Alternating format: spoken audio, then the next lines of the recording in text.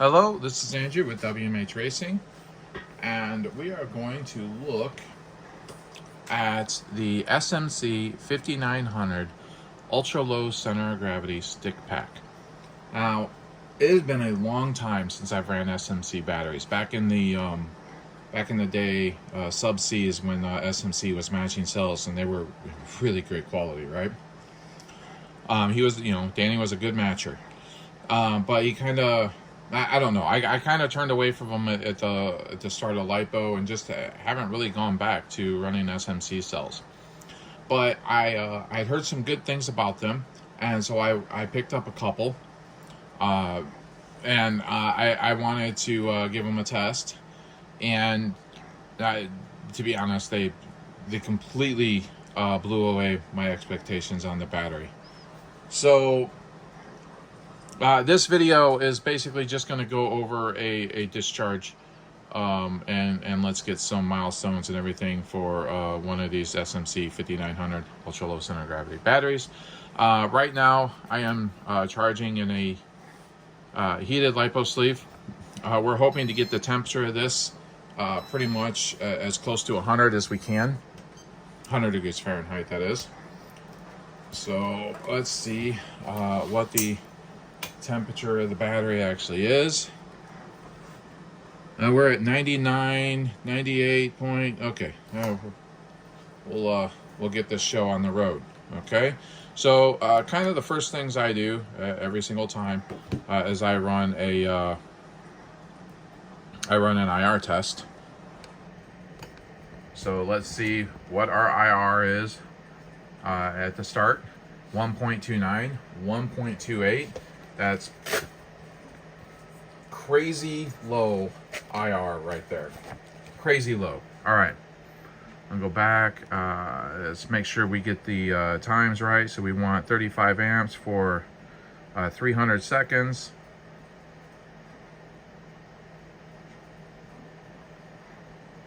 Don't really care about the cutoff because we're not going to hit it. And we're going to run the discharge and turn a fan on. So what we are going to be looking for here are the milestones and the end temperature of the battery. So it starts 98.5 to 100, 99 degrees Fahrenheit. So we're going to look at the milestones, and we're going to look at the end temperature. The better the battery is, the less it will heat up during the discharge, because the IR will be lower, so there'll be less less energy as wasted heat, right? However, that there is that correlation between temperature and IR. So as the battery heats up, the IR will go down. So it'll make it run a little bit better, but it's also getting warmer. I don't know. It's a cycle, right? So, like I said, we're going to look at the milestones. We're 1 minute into this run. We are still above 8 volts at 35 amps. So that's just, I mean, that's just crazy. I mean, for a 2S 1P pack, so these are not made in parallel, right? These batteries are, I mean, these batteries are better than a lot of manufacturers' shorty packs, which are, this is absolutely insane. Now, I do want to say a couple things. One, I have no affiliation with SMC. I have no affiliation with any battery manufacturer. So if I'm doing a video on a battery, I have no stake in that game. Right, I get no sponsorships. I get, none of that. Right. I can get some dealer pricing with some manufacturers. Kind of like I give them dealer pricing on some of my products as well. But I don't have an actual affiliation or a contract or anything like that says I can only run batteries, or I can only talk about certain batteries. And to put that in perspective, this is the first video I'm doing on a specific battery brand. Now, I've used brands, other batteries in my videos and pointed out what they are, and that's fine. But this is the first video I'm doing where I'm testing a specific battery. The other batteries just because I had them, right? So this is yeah, I'm very impressed with the performance of this battery. So I got these to run Mod TC because to be honest, my other batteries they just weren't. I don't know. Mod TC is really hard on batteries. Okay, we honestly average about a 35 amp load average during for a Mod TC run. For outdoors, indoors is a little bit less, right? Indoors right around 30.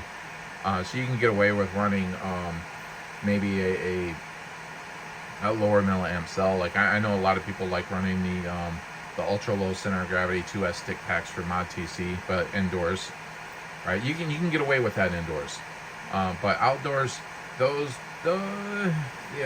it's really pushing it to run those batteries outside. At least on the track that I run at. So it's over a 200-foot back straight. I mean, our cars they're moving. So we are at 1 minute left to go on this. Trying to think of what else I can talk about here.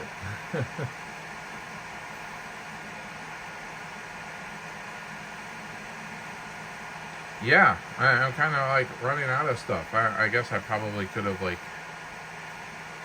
did the waveform on the oscilloscope again, but in my last really long video you get to see all of that stuff. So you kind of want to see what's going on with the battery wizard. You can see all that in that other video. I've got multiple videos out here. Really, this is, like I said, we're just wanting to test this one battery. We are very close to being done here in our 20 seconds. So we're going to look at the milestones. The milestones are time to 8 volts, time to 7.9 volts, time to 7.8 volts, and then the average voltage of the pack during the discharge, right? And we want to see how warm the battery is when it comes off this 35 amp discharge. All right, time. Awesome. Let's pull it out of the heated LiPo sleeve. We got the battery up to 100. So it didn't increase temperature a lot. So if we look at this, we're at 104.7, so pretty much 105 degrees. All right, so let's do another IR check just so we can see the difference in the IR from that. So it should go down slightly. 1.18, 1.18. Yeah, these are fabulous. I mean, absolutely great batteries. All right, let's look at the milestones. All right, so our discharge curve. First thing I noticed on this discharge curve is it starts off a whole lot more linear than a lot of other batteries. There is not a huge drop-off. I mean, there is a drop-off, right? But it's not as big as a lot of the other batteries that I've seen.